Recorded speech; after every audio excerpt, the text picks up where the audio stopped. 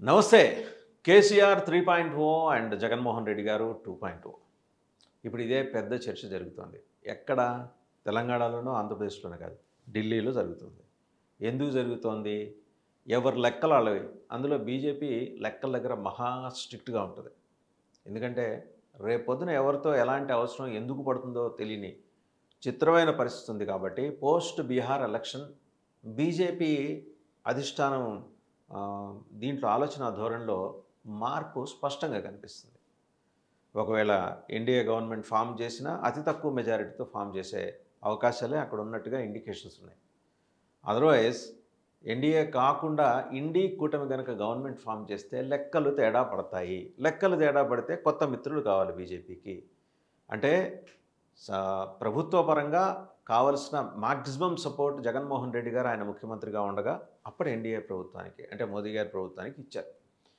And సరే, రెండు different ideologies అలాగే రెండు డిఫరెంట్ ఓట్ బ్యాంక్స్ ఉన్న పార్టీలు కలిసి ఎన్నికల్లో వెళ్ళటం సబబు కాదు, సమంజసం కాదనే ఒక ఉద్దేశంతో ఆలోచన ధోరణితో ఆ రోజు వైఎస్ఆర్సీపీ జగన్మోహన్ రెడ్డి గారు అధినేత జగన్మోహన్ రెడ్డి గారు బీజేపీతో పొత్తుకు వెళ్ళలేదనే మాట ఢిల్లీలో స్పష్టంగా వినిపిస్తుంది.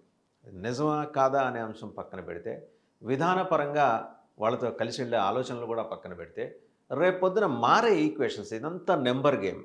వైకుంఠపాళి మారే ఈక్వేషన్స్లో బీహార్ ఎలక్షన్స్లో రిజల్ట్ ఏమన్నా తేడా పడితే చంద్రబాబు నాయుడు గారి పార్టీ ఆలోచన ధోరణిలో ఏమన్నా మార్పు వస్తుందా చెప్పలేం. Most unpredictable politician, seasoned politician, రాష్ట్ర విశాల హితం కోసం, రాష్ట్ర ప్రయోజనాల కోసం మాత్రమే తాను నిర్ణయాలు తీసుకున్నట్టు తీసుకోబోతున్నట్టు కూడా చెప్పగల సమర్థత, దక్షత ఉన్న ఏకైక నాయకుడు across the country Chandrababu Naidu గారు. సో ఆయన గవాలన రేపొద్దున ఇండీ కూటమి అధికారంలోకి వస్తుంది అనే ఒక సూచన ఉంటే ఆయన కదిపే పావుల వేగం ఎవరు అంచనా వేయలేరు. రెప్ప మూసి తెరిచే లోపల ఆయన పావులు కదిపేస్తారు. అది ఆయన రాజకీయం. ఎందుకంటే రాజకీయం ఎలా చేయాలో, ఎందుకు చేయాలో, ఎప్పుడు చేయాలో, ఎవరితో చేయాలో ఆయనకు తెలిసినంతగా బహుశా ఎవరికి తెలియకపోవచ్చు. ఒక్క మోదీ గారికి మాత్రమే తెలుసు. సో ఆయన క్యాలిక్యులేషన్స్ ఆయనకు ఉన్నాయి. అందుకని ఈ 3.0 కేసీఆర్ గారు, 2.0 జగన్మోహన్ రెడ్డి గారు ఏంటి, ఎలా రాబోతున్నారు?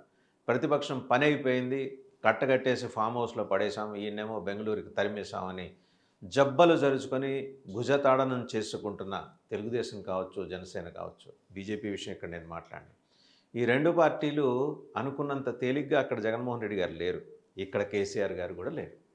కారణం ఏంటంటే ఇటు తెలంగాణలో వస్తున్న వ్యతిరేకత అండ్ పాలన మీద పట్టు లేకపోవటం అని కొన్ని నిర్దిష్టమైన అంశాల్లో తేలిపోయిన వ్యవహారం, కుమ్ములాటలు, వీటన్నిటి దృష్ట్యా అండ్ కేసీఆర్కున్న అపారమైన అదట్ కమాండింగ్ పవర్, ఆయన ఆరటరీ స్కిల్స్, మళ్ళీ ఆయన ఫామ్ హౌస్లో ఖాళీగా కూర్చోట్లేదు, రివిజన్ చేసుకుంటున్నారు. సిలబస్ మొత్తం అయిపోయిన తర్వాత పిల్లలు ఏం చేస్తారు? ఎగ్జామ్స్కి వెళ్ళే ముందర రివిజన్ చేసుకుంటారు. దాన్ని ఏమంటారు? పునశ్చరణ అంటారు. ఇప్పుడు ఫామ్ హౌస్లో ఆయన చేసుకుంటున్నది కూడా పునశ్చరణే. ఏం జరిగినాయి, ఎలా అడ్రస్ చేయాలి? కూతురు కవిత గారు ఆవిడ వేరే కుంపటి ఇసరటం, ఇవన్నీ కూడా ఆయన పెద్దగా సీరియస్గా తీసుకోరు. ఆయన క్యాలిక్యులేషన్స్ ఆయనకున్నాయి 3.0లో.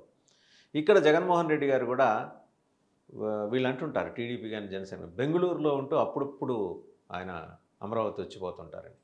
ఆయన బెంగళూరులో ఏమీ ఖాళీగా కూర్చోలేదే, రాష్ట్రానికి సంబంధించిన ప్లాన్స్ అన్నీ వేసుకుంటూ తిరుగుతున్నారే ఆయన.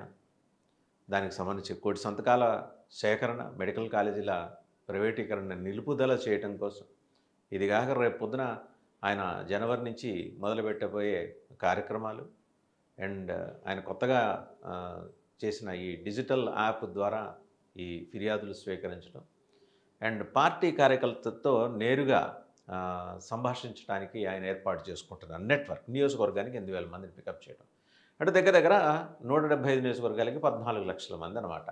ఈ 14 లక్షల మంది నెట్వర్క్ తోటి ఆయన నేరుగా వెళ్తున్నారు.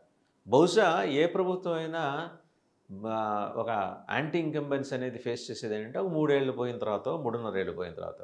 కానీ ఇక్కడున్న కూటమి ప్రభుత్వం, ప్రధానంగా తెలుగుదేశం పార్టీ అవలంబిస్తున్న విధానాలు కానీ, లేకపోతే తీసుకుంటున్న నిర్ణయాలు కానీ, వీటి వల్ల 15-16 నెలలకే ఒక అసంతృప్తి, ఒక వ్యతిరేకత వ్యక్తమవుతుంది.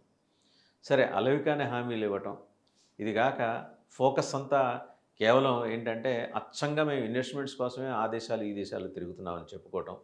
అమరావతి ప్లాన్ కోసం ఇప్పటికే తిరిగిన దేశాలకు మినిస్టర్ నారాయణ గారు, గౌరవ నారాయణ గారు, వారితో పాటు గౌరవ బృంద సభ్యులు వీళ్ళందరూ కలిసి పదే పదే దేశాలు విజిట్ చేయడం. సో ఇవన్నీ జనం చూస్తున్నారు. 1,00,000 కోట్లు అమరావతికి ఖర్చు పెడుతున్నప్పుడు 4,900 కోట్లు ఖర్చు పెట్టుకోలేని ఒక దైన్య స్థితి మన రాష్ట్ర ప్రభుత్వంలో ఉందా అనే ప్రశ్నని లేవనెత్తి చాలా బలంగా జగన్మోహన్ రెడ్డి గారు జనంలోకి తీసుకెళ్తున్నారు. సో 2.0 ఎలా ఉండబోతోంది?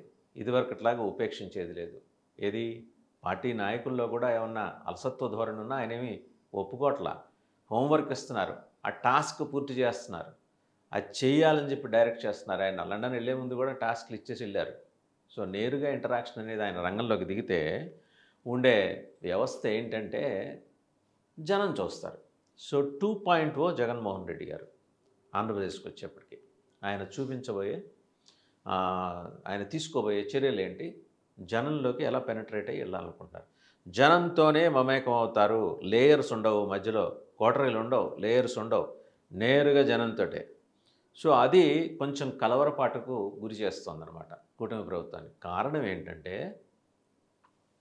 ఆయన జనంలోకి వస్తే పట్ల మనం చూసాం కదా, విశాఖపట్నం నుంచి నర్సీపట్నం గంటన్నర వ్యవధిలో వెళ్ళగల దూరం ఆయన చేరుకుంటానికి అంత భారీ వర్షంలో కూడా జనాలు రోడ్డు మీద నుంచుంటే 6.5 hours 7 hours పట్టింది. That is the kind of response is getting in.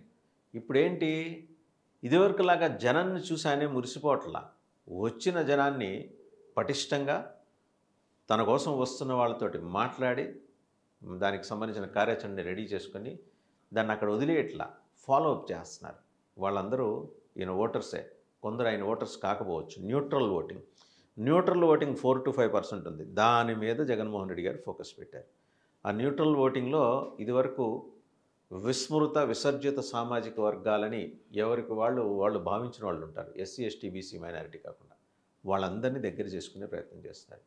So Jagan 2.0 and KCR 3.0 ఈ రెండు కూడా ever green subjects till 2028 and 29.